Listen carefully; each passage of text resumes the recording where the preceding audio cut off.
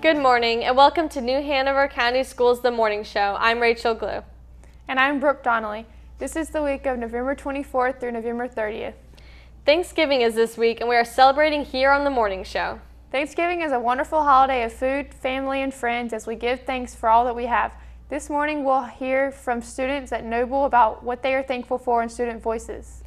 While we're at Noble, we'll also sit down with their Teacher of the Year, Molly Davis, for A+ teachers. We learn a little bit about her and her teaching methods. And we have a new episode of Green Revolution. This week we learn about wind energy, which is one of the fastest growing sources of renewable energy in our country. It's going to be a fantastic show. But for now, let's check in with our news anchor, Brianna Backer. She is standing by with our first look at your school news headlines. Good morning, Brianna. Good morning, Rachel and Brooke. Welcome everyone to your school news here on The Morning Show. Topping the headlines this week, Board of Education holds its November meeting. Middle school students are gearing up for Battle of the Books. New Hanover County Schools honor veterans in our area. I'll have all those stories and more coming up later on the show. Thanks, Brianna. We get things going today with a staple here on The Morning Show, with the segment we call This Week in History. Our Grand Master of Historical Knowledge has all the headlines from past times in This Week in History, brought to you by Kidsville News.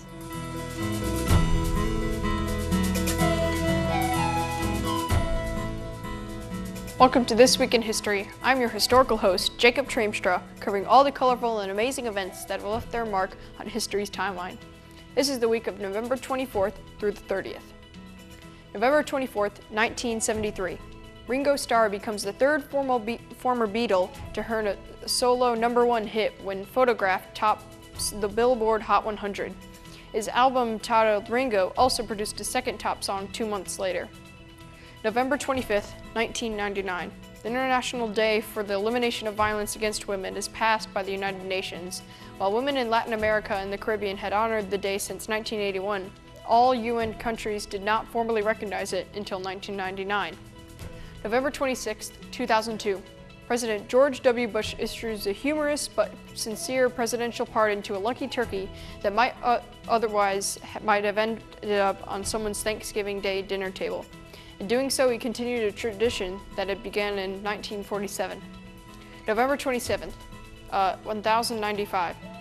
Pope Urban II makes perhaps the most influential speech given of the Middle Ages, giving rise to the Crusades by calling all Christians in Europe to war against Muslims in order to reclaim the Holy Land.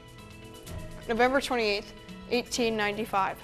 On this Thanksgiving Day, piloting a gas-powered horseless carriage, the mechanic, inventor, and now race car driver Frank Duryea wins the first motor car race in the United States.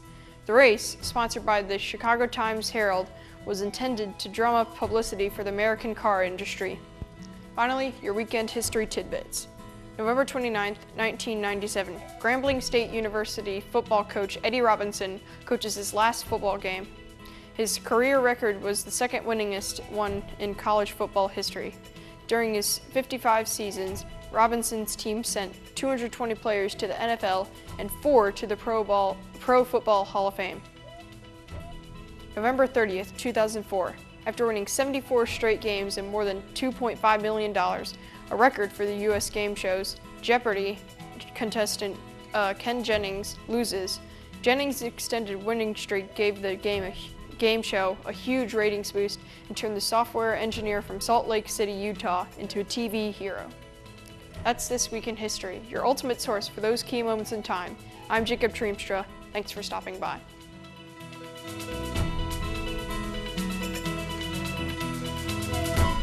This Week in History is brought to you by Kidsville News. a fun and effective learning resource for children, teachers, and parents. It features school news, information, and local community events while promoting literacy and the development of good reading habits, character traits, and study skills in young children. And Kidsville News is always free. Copies are delivered every month to every elementary school in the New Hanover County school system. And join us again next time for another journey through time as we explore the fun, fascinating, entertaining, and educational facts that make up this week in history. Now don't go away, we'll be right back.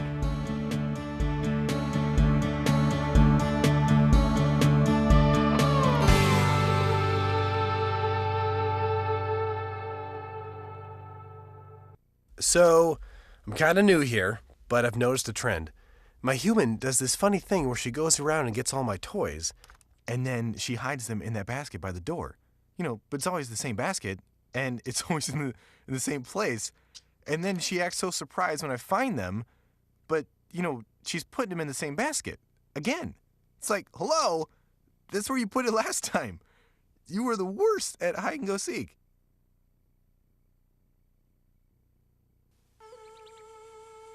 I can listen. I can cook.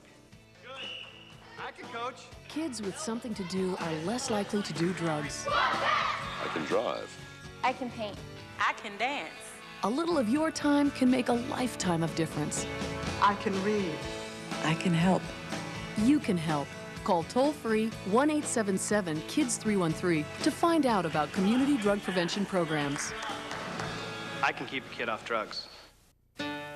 Honey, would you get me some ice cream? Ice cream. Please. Yeah. Thank you. Some things you just can't do without. It happens every night, all across America.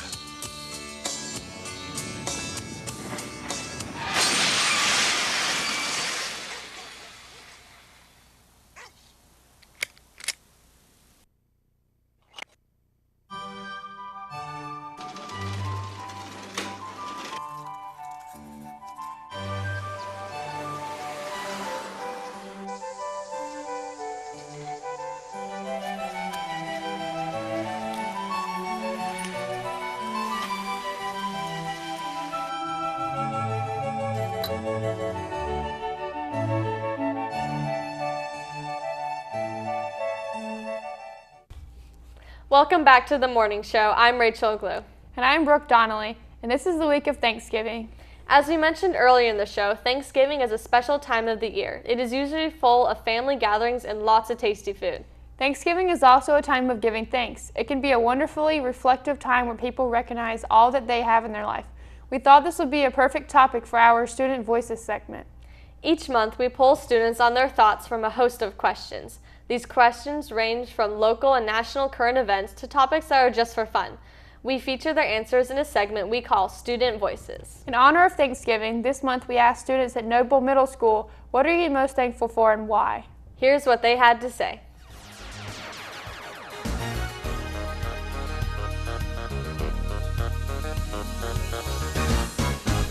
I am most thankful for my parents because they've helped me through a lot. I've had some pretty rough times in my life. I'm just thankful for my family in general. I'm most thankful for my family, all they have done for me. I'm happy to be where I am and to have a great school. My family, because they're really nice and support me in everything in skateboarding. I am most thankful for my parents who love and support me, and my brothers and sisters who always have my back, and God who leads me on the path. I'm most thankful for my family and everything that I have, because if I didn't have my family, then I wouldn't have everything that I have now, and I wouldn't be able to get through anything. I'm most thankful for my family and friends because we're all in good health and we're all safe, and we all can come home with our house and our food, and we're just all safe. My family, they support me and try to help me out in school. So I'm thankful for my country, and I'm thankful that it's a free country because I can get a good degree and become whatever I want. So. My family and my parents, because they give me everything I have, even when I'm like don't need it, and they try to give me resources and they put a roof over my head and give me food, and it helps me out because I need that stuff. I'm thankful for my family and friends because family, they give you a home and love, and your friends give you friendship.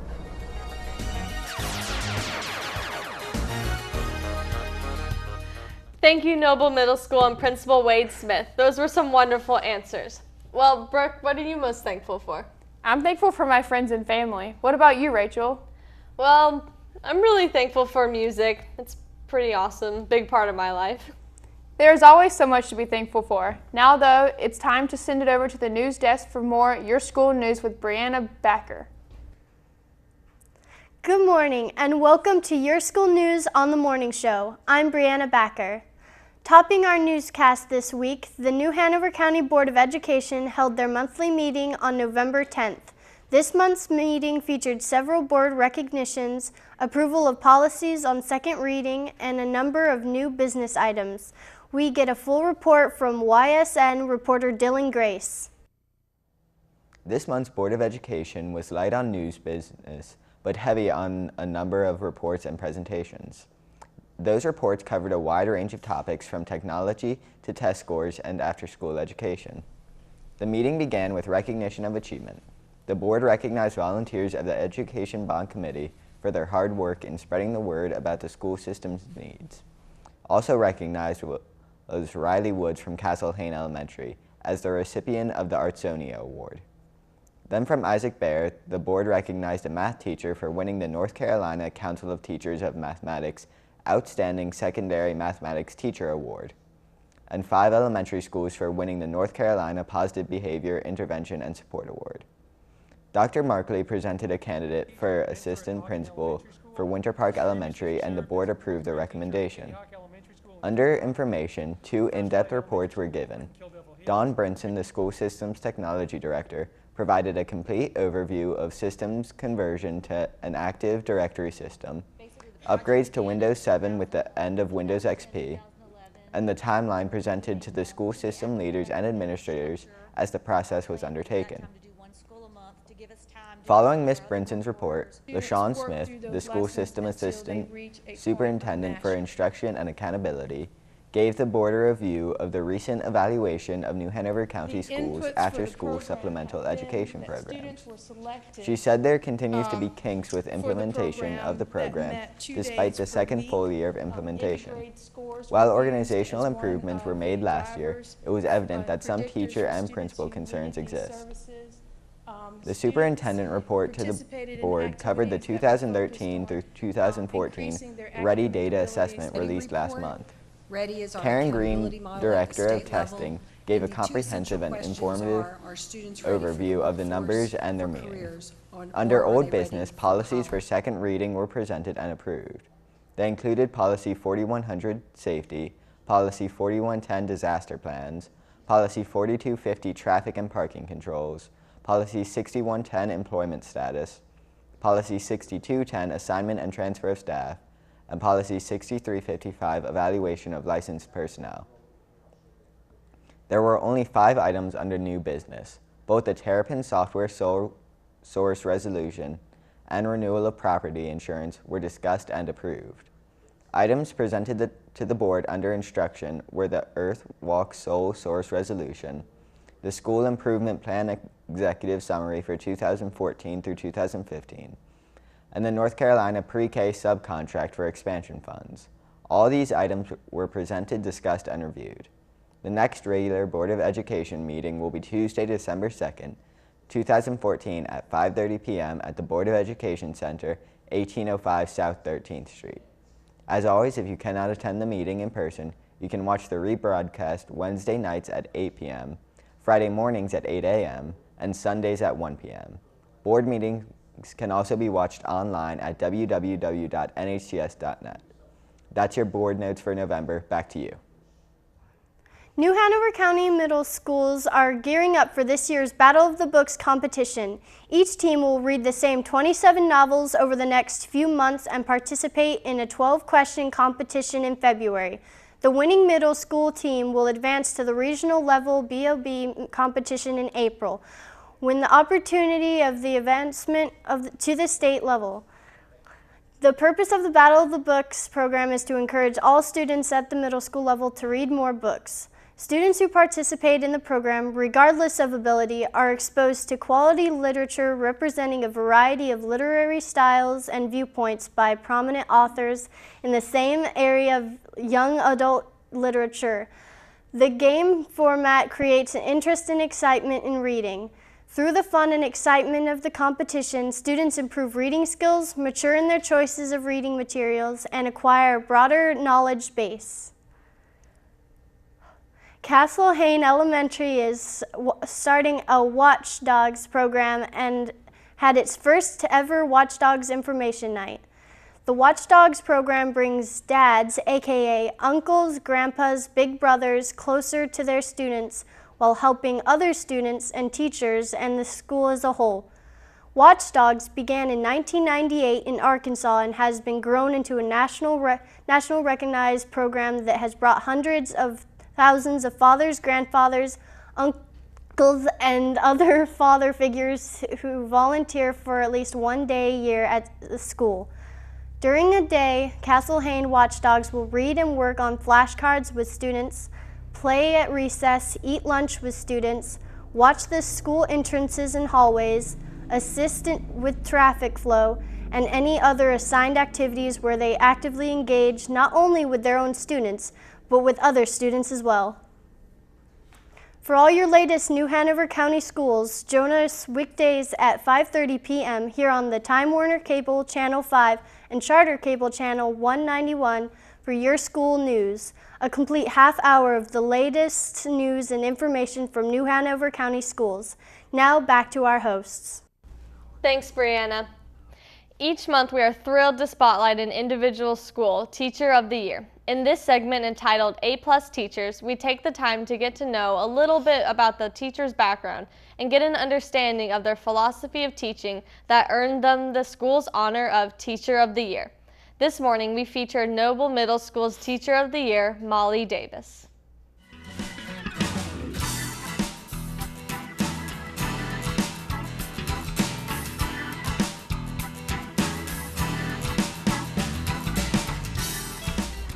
My philosophy towards teaching is that as long as you know your subject well and you really enjoy your subject, also love your children, and everything will work out fine. My background is in marine biology and science, and I stayed home with my children for a while, and then I decided to get back into the workforce. And since I love science and I love working with kids, this was a perfect fit for me. A lot of lessons and things that I find come from online, and also I'm a member of the National Science Teachers Association and also the North Carolina Science Teachers Association, so I use those resources to help keep current in what's going on in technology and science and education. Parent involvement can be difficult at this time with busy parents and busy families, but with technology and phones and email, it makes it a lot easier to be able to keep the parents up to date on the status of the kids.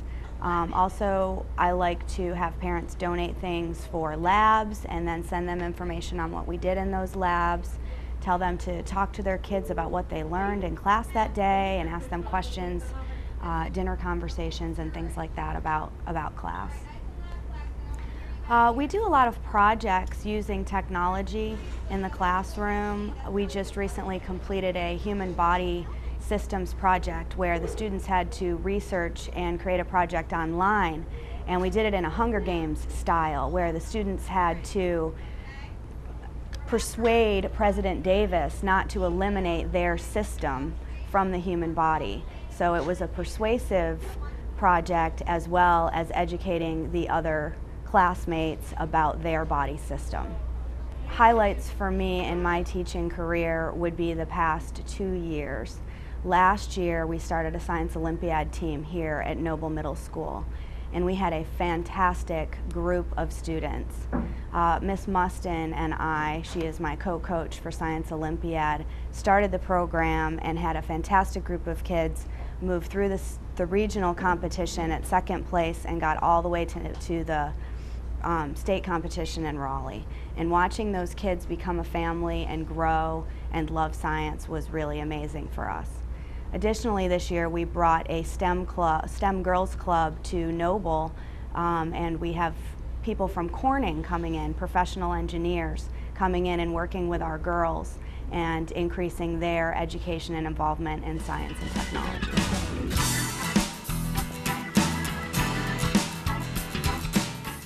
Thank you, Miss Davis. We have so many great teachers here in the New Hanover County school system. Yes, we do.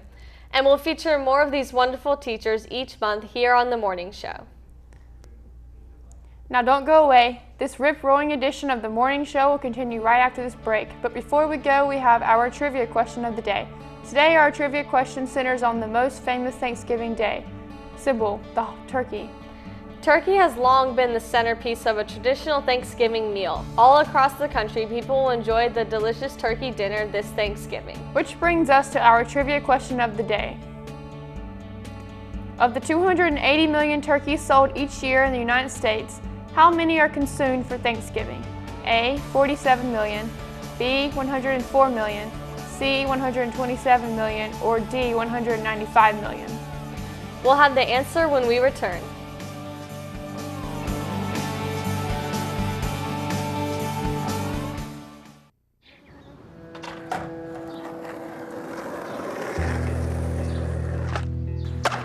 I first started skating with my friend.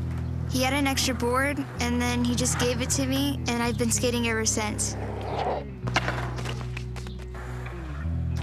Well, when I don't land a trick and I have my mind set on something, and I'm not getting what I want, I just keep going for it until I get it right.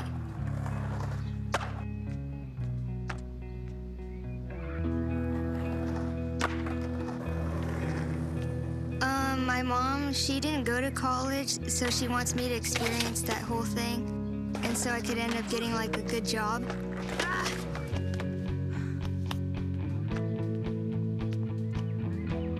I think to get into college, I'll have to be determined, just like when I want to get a new trick, and skating's helped me realize I've got what it takes.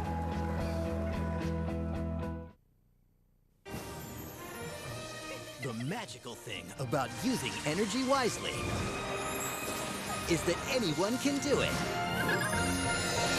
Use energy-saving light bulbs, energy smart power strips, and turn off computers and game systems when not in use. Get together and make a difference. Learn what you can do at energy.gov/tink. Who was president? The years 1969 to 1974. He was the first president to visit all 50 states. He was the first president to visit communist China. He was part of the worst political scandal in American history. If you guessed Richard M. Nixon, you're right. He was the 37th president of the United States.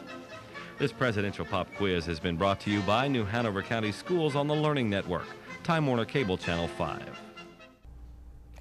Welcome back to The Morning Show. I'm Rachel Glue. My co-host is Brooke Donnelly.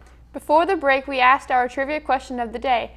Of the 280 million turkeys sold each year in the United States, how many are consumed for Thanksgiving? A, 47 million, B, 104 million, C, 127 million, or D, 195 million? Think about it a moment. And the correct answer is A, 47 million, with the average weight of a turkey purchased for Thanksgiving being 15 pounds. A 15-pound turkey usually has about 70% white meat and 30% dark meat. And while it tastes delicious, turkey is also healthy. It has more protein than both chicken and beef. The heaviest turkey ever raised was 85 pounds, about the size of a large.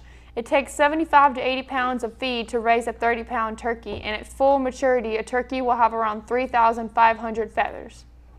The 5 most popular ways to serve leftover turkey is as a sandwich, in stew, in chili, in casseroles, and as a burger. Shifting gears now, we feature an edition of the award-winning Green Revolution. This series takes a look at the new way science and technology can provide the necessary foundation for our future in a world powered by clean energy. Coming up with better ways to get where we need to go and power the lives we live requires creativity, ingenuity, and hard work. Today we visit Colorado, a leader in wind energy technologies, to learn more about one of the fastest growing sources of renewable energy in the U.S.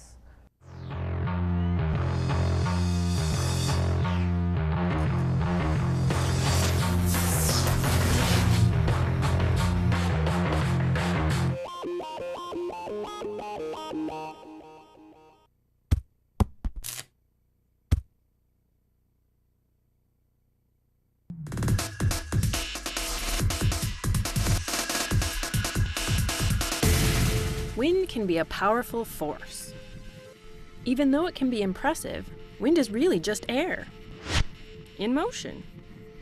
We can harness this kinetic energy and use it for things like cooking our food or running our washing machines. All it takes is a little science.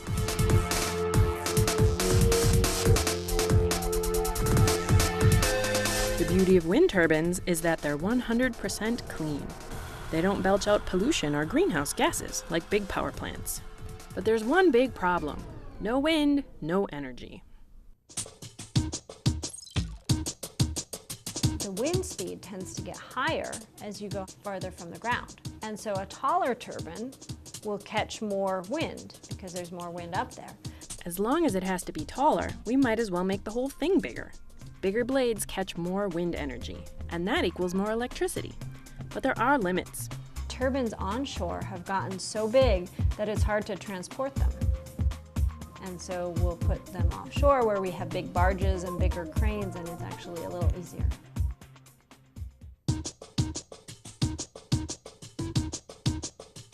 So at what point does this become this? As wind passes by the turbine, the blades rotate. This rotating action turns a magnet inside, which is surrounded by wire coils. Each time the positive and negative poles of the magnet pass by those coils, they move electrons along the wires. Electrons moving in this way create an electrical current.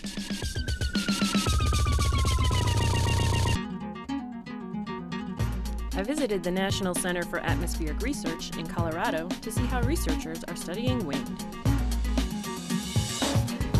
Okay, so wind is free, wind is great. How does what you do play into the whole wind energy story? Well, a very important part of wind energy prediction is trying to tell the folks who run the electrical system when the wind's going to blow so they could take advantage of it. You have to blend wind in with all of the other power generation sources like coal and natural gas. So what about a regular weather prediction? Is that enough to tell you whether or not the wind is going to blow? Well, weather predictions you typically see on TV will talk about what the average wind is likely to be for the day. But the power companies need information very specific to where their wind farms are and the time of day. Scientists often make predictions based on models, whether they're physical or mathematical. Models help with predictions because they can make complex problems simpler. The system we're developing is really special because it takes information in from the global scales all the way down to the local scales, and in real time it processes all that data to generate a forecast specific to every single wind turbine. So we know where to find the wind. We know how to change the wind's energy into electrical energy. And we know how to predict when the wind will blow at its strongest. But it isn't always windy enough. Ever heard of the jet stream? It's a river of wind miles above us that moves anywhere from 60 to 250 miles per hour almost all the time. Researchers are already thinking about ways to harness its energy using kite-like devices. Wind energy is becoming more common, whether it's a few small turbines on a building or a huge wind farm that helps power a city. In fact, wind is the fastest growing source of renewable energy. In the future, wind might provide all the electricity we could ever need. Or maybe someone will come up with an even better idea. With science, the possibilities are endless. So next time you get yelled at for having your head in the clouds, don't worry. Science happens there too.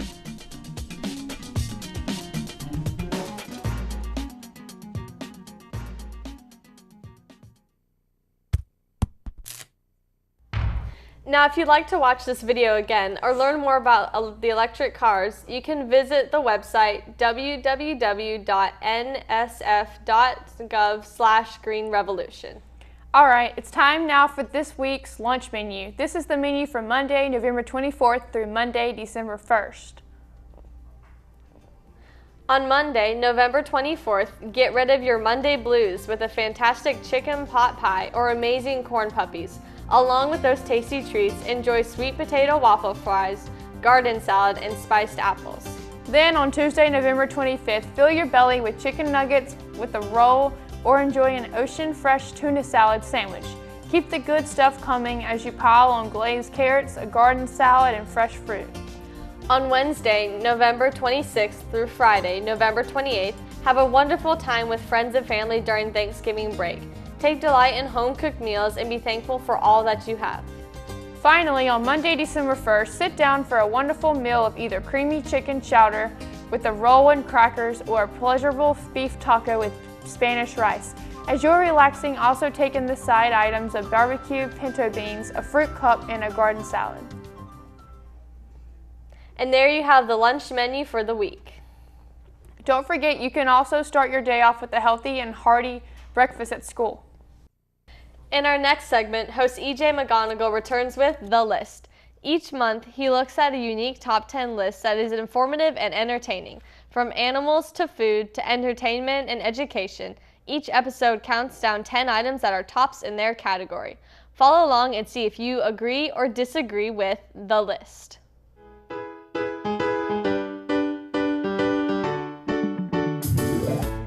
This week's list has a holiday flair, but with a musical twist. Whether you're tracking down the perfect gift at the mall, partying with family, or waiting in line for coffee, you're bound to hear one of these songs during the month of December. That's right, this week we're talking about the top 10 holiday songs. Starting off our list this week is the comical Hanukkah song by Adam Sandler at number 10. Adam Sandler's Hanukkah song seems to have done very well since he first performed it on Saturday Night Live in 1994. The song talks about famous Jews, who may not necessarily be Jewish, and how they connect. In updated renditions, Sandler might add a few more relevant celebrity names, but in essence, the song hasn't changed since it was first performed. All in all, it's a funny and catchy little song that's quite enjoyable. Coming in at number 9 this week is Santa Claus is Coming to Town by Bruce Springsteen. Only the boss can sing a tongue-in-cheek ode to the fat man in red and mean it. He often performs this song live during the holidays, sometimes outfitting the East Street Band with Santa hats, and even though he didn't pen the tune, that would be John Frederick Coots and Haven Gillespie, he now owns it, so to speak, as it is his rendition that gets annual airplay. Taking the number 8 spot this week is Rockin' Around the Christmas Tree by Brenda Lee. Back when rock and roll was a relatively new concept, it seemed like the freshest thing you could sing about. Lee's hit proved that the excitement of rock and roll surely carried on through the holiday season. In spot number 7 this week is Jingle Bell Rock by Bobby Helms. Another song devoted to both the spirit of rock and roll and the holiday season, this song is still featured prominently on radio stations. In the late 50s, however, this song captured the aesthetic of the time with vocal harmony backdrops and jingle-jangling guitars. It's sure to get you in the Christmas spirit. Coming in at number 6 is Let It Snow by Frank Sinatra. This song has been sung many times over, but Frank Sinatra's version has to be the definitive and certainly finds itself a repeat offender as an invader of the public consciousness. Frank's warm and silky voice is like a cup of cocoa, obviously drank before that delightful fire he mentions in the tune. We're almost there. Spot number 5 this week goes to It's the Most Wonderful Time of the Year by Andy Williams. This song distinctly calls to mind the mall at Christmas time. Originally performed in 1963, it's easy to see how popular this song still is. Just turn on your local radio station and you're likely to hear it. The song is a celebration and description of activities associated with the holiday season. Coming in at number 4 this week is You're a Mean One, Mr. Grinch by Thurl Ravenscroft and Dr. Seuss. Besides great music on the holidays, there are also great movies. And the one animated movie character we all reacquaint ourselves at Christmas aside from Rudolph and Frosty is the Grinch. Nothing makes us happier at Christmas than to see the Grinch happy at Christmas. So when we hear this song, it calls to mind that cartoon that we could never possibly outgrow. Taking spot number 3 this week is Santa Baby by Eartha Kitt. The song is a tongue-in-cheek look at a Christmas list sung by a woman who wants extravagant gifts such as cars, yachts, and decorations from Tiffany's. Written in 1953, it is one of the few Christmas hit songs written by a woman. In the number 2 spot this week is the Christmas song by Nat King Cole. Otherwise known as Chestnuts Roasting on an Open Fire, this warm and cozy tune was recorded 4 times over 10 years until the artist finally got it right. The 1963 version, the one we're most familiar with, is a piece of timeless nostalgia. And drumroll please, the top spot this week goes to White Christmas by Bing Crosby. Perhaps the most referenced song in holiday season, especially when it comes to weather forecasts, is this song written by Irving Berlin and sung by the bellowing Bing Crosby. It has, in fact, sold 50 million copies worldwide, the best-selling single of all time according to the Guinness Book of World Records. It was originally part of the soundtrack for the film Holiday Inn and did very poorly at first, but eventually it became a timeless hit. Now, whatever your favorite holiday song is, these are the ones you'll most likely hear if you tune into your local radio station. And there's a reason why. All of these songs give us either a warm and fuzzy feeling, reminding us of the fun activities that take place this time of year. So curl up by your tree with a cup of cocoa and let them play. That does it for this week. I'm your host, EJ McGonigal. Happy holidays.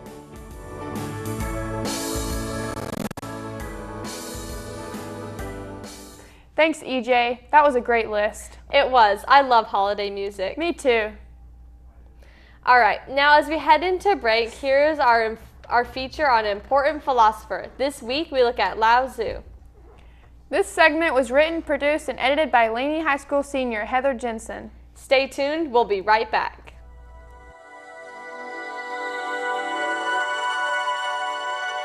Lao Tzu was an ancient Chinese philosopher in the 6th century who was the founder of Taoism and author of Tao Te Ching, one of the most beloved Chinese philosophical texts.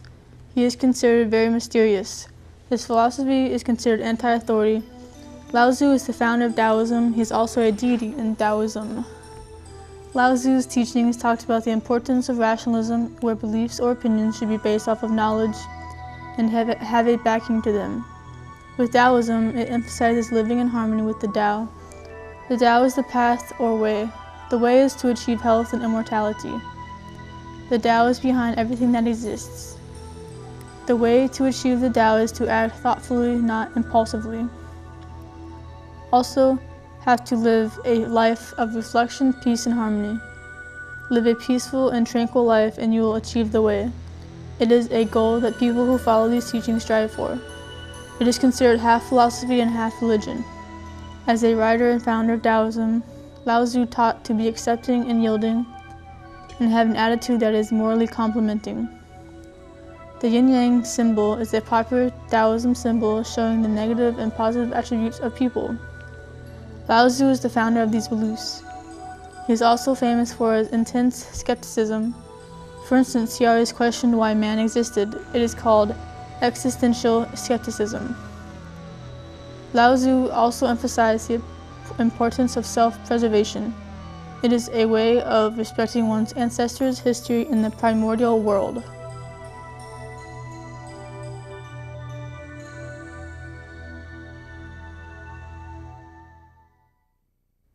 What state am I? I'm the second largest state in the United States. The mockingbird represents my state.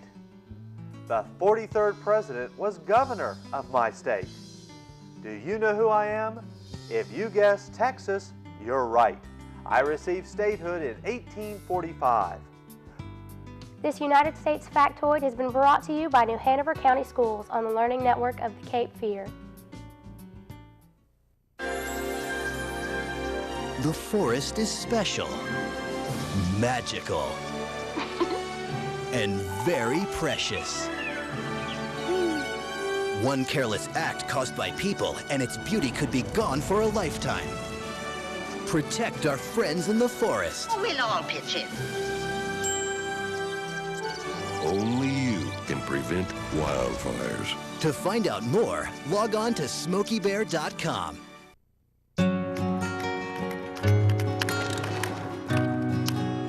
I wish I was in school. If only I had a math test today. today. Or a book report to give.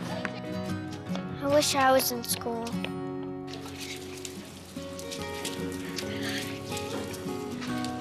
I'll stay after class. I'll clean the chalkboard. I'll do extra homework. I'll skip recess. I wish I was in school.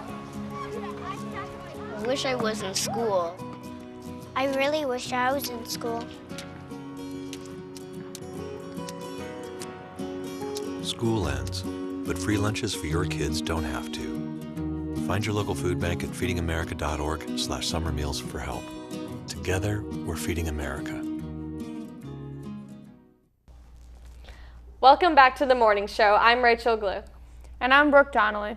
It's time for NC Happenings. Everyone should get out their pen and paper as we take a trip across the state and look at all the events taking place in the coming month. Whether you're looking for adventure or relaxation, mountains or beaches, the rhythm of city life, or the tranquility of nature, there is something happening for everyone here in North Carolina. Date, December 3rd. Place, Durham. Event, celebrating the music of Richard Strauss. Come and listen to the beautiful music of Richard Strauss, celebrating the 150th anniversary of his birth. This concert is going to feature guest artist Dina Quinatsovo on soprano. It starts at 8 p.m. and ends at 10 p.m. Admission is free, so come and visit. For any questions, go to music.duke.ed. Date, December 11th. Place, Smithfield. Event, Smithfield. Christmas Parade. Listen to the holiday music while enjoying sights like holiday floats, local high school bands, and other parade spectacles.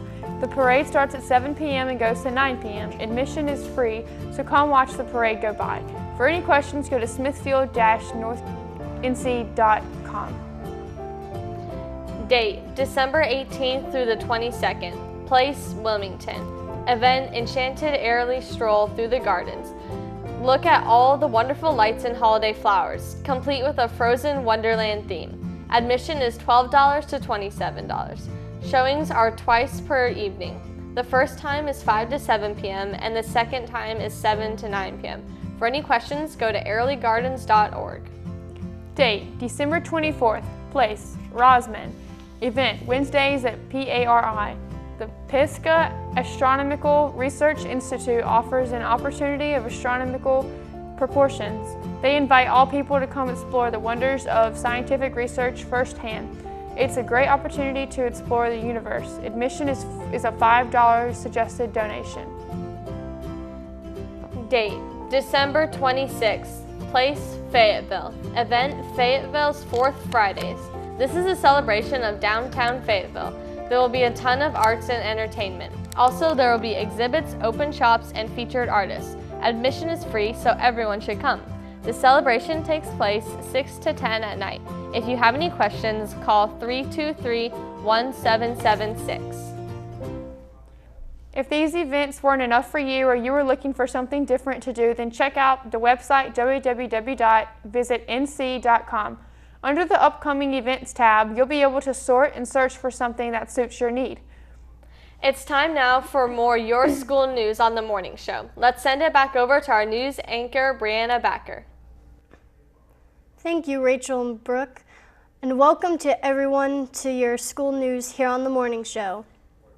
Many New Hanover County schools honored our local veterans. Holly Shelter Middle School students made veteran appreciation cards to send to the Veterans Affairs hospitals in the surrounding areas, while other schools held luncheons, concerts, and so much more. We have this report from YSN reporter Luke Williams. Whether it's peacetime or wartime, it's always important to teach our students that Veterans Day means more than just a day off from school. Across New Hanover County, schools took the time to open their doors to area veterans and gave students a chance to learn the important role they play for our freedom. Bradley Creek Elementary School had a luncheon inviting students to bring a veteran from within their family to enjoy a free lunch. It's a moving and emotional day. Students and staff showed appreciation to many local veterans through a variety of activities and curriculum standards of citizenship. The school was decorated with student-made patriotic decorations and red, white, and blue stars covering the walls of the cafeteria. Over at Ogden Elementary, the school invited Mr. Lennon as a special guest. He's a Vietnam veteran who served 20 years as a Green Beret in the Army. Last year, he was inducted into the Green Beret Hall of Fame. Mr. Lennon spoke to the class about being a Green Beret and being in the Army. His stories gave students an appreciation for what the men and women in the U.S. Army forces do for citizens in our country and around the world. Gregory Elementary, as its special guest military reservist Roderick Bell, he taught the students how to salute. He also talked about his time in the service, his duties, and the role of the military. Each student enjoyed a chance to demonstrate their salute for Reservist Bell and the other members of their class. In honor of veterans, Laney's High School Junior Reserve Officers Training Corps cadets honored fallen veterans with 1,400 American flags on Saturday, November 8th. The cadets, along with instructors Master Sergeant Bruce C. and Colonel Thomas Harris Smith, Jr., visited Bellevue, Pine Forest, and Oakdale cemeteries, placing American flags next to marked veterans' graves. After each flag was set to the left of a grave, the cadets would salute the passing veteran in honor of their service. The school system honored all veterans and current servicemen and women for their patriotism, love of country, and willingness to serve and sacrifice for the common good. Reporting for Your School News, this is Luke Williams. Hoggard High School's Navy ROTC came in first place for the overall competition trophy at Whiteville High School's drill meet. The drill meet consisted of unarmed exhibition where a group of individuals march without any rifles, and armed expedition where they march with rifles. They also held competitions for academics, color guard, and first-year cadets, plus a game of knockout and much more. This was Hoggard's first time winning an overall trophy in about 10 years. 4 schools, including the host school, Whiteville, competed in the lively competition, and everyone showed great sportsmanship. October brings out fall festivals across the school system. On a beautiful Saturday afternoon, Blair Elementary held their festival on their main campus. It was a wonderful and fun event that the students and their parents enjoyed. Everyone, young and old, eagerly lined up to buy tickets to the countless events and activities set up for the school's annual fundraiser. Numerous bouncy houses, grant slides, and soft obstacle courses kept the kids busy, active, and having a good time. The fair was filled with games for everyone. There was pumpkin bowling ball, hula hoop ring toss, and fish out of water that brought smiles and laughter. A real highlight to the festival was the live music. A talented band played during the festival and kept it grooving along. An abundance of delicious food nourished the playing children and their parents. Delicious barbecue, mouth-watering snow cones, and their favorite cotton candy. Blair's Fall Festival featured a traditional cakewalk, pie-in-the-face contest, and crazy photo booth. Every student took advantage of the face-painting professionals who created bright color animals and smiling faces. There was also a fortune teller on hand whose funny predictions had the students laughing. Blair's Fall Festival, like the school festival around the country, are a time for honored tradition and fun, exciting fundraisers for the schools. That's all for now. To watch this week's edition of Your School News online, visit the school system's website at www.nhcs.net. and click on the NHCS TV logo on the home page. Now back over to Rachel and Brooke.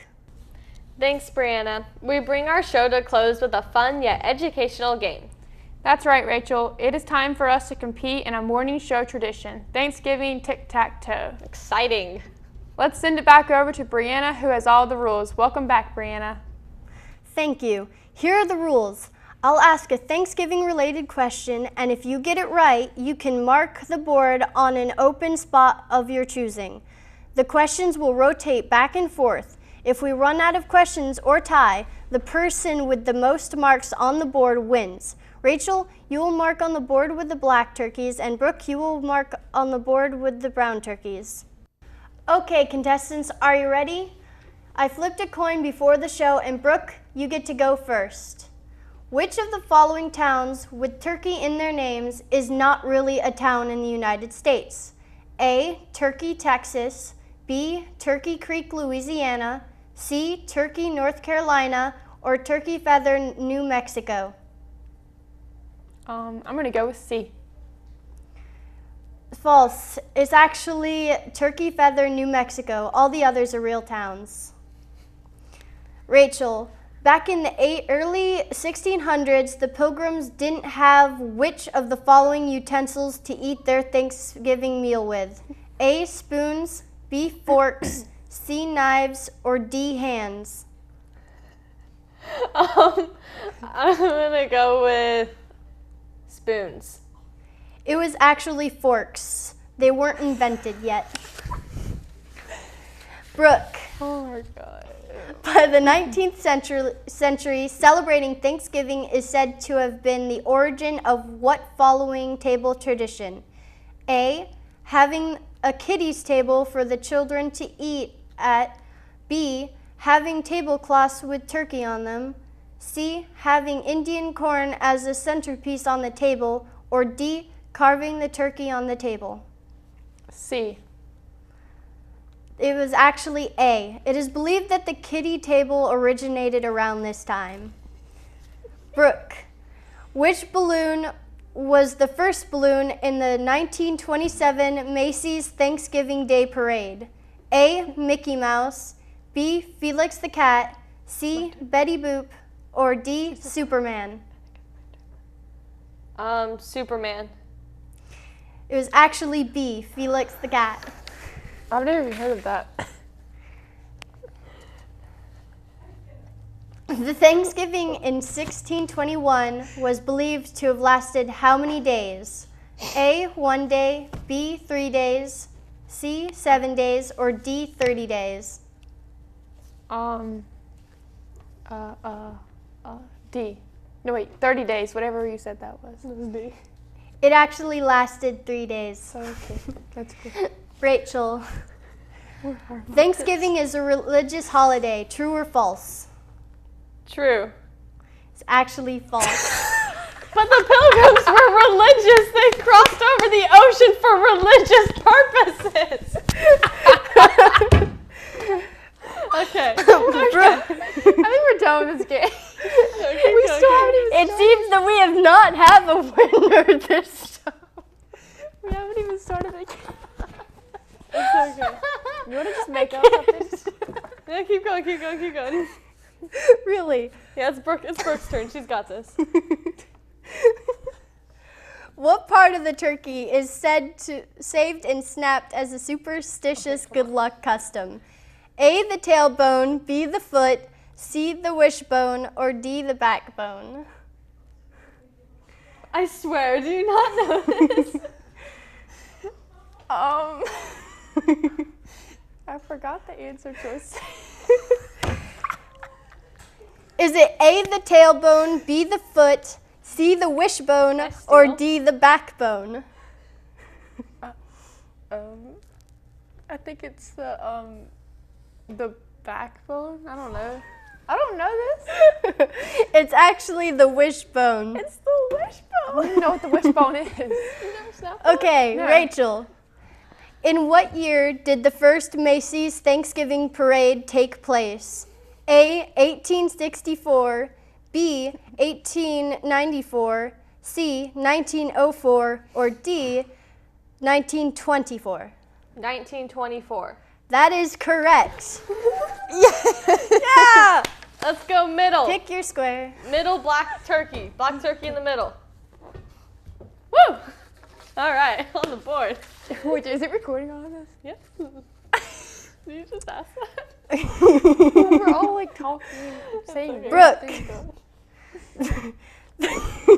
Thanksgiving became a national holiday thanks to this woman who was an editor of a women's magazine called the Godey's Ladies Book. A, Sarah Hale. B, Sarah Parker. C, Sarah Bradford. Or D, Sarah Stanish? B, Sarah Parker? It's actually Sarah Hale. She hand-wrote letters to the Congress for years to establish Thanksgiving. Cool. True or false? Thanksgiving is celebrated only in the United States. True.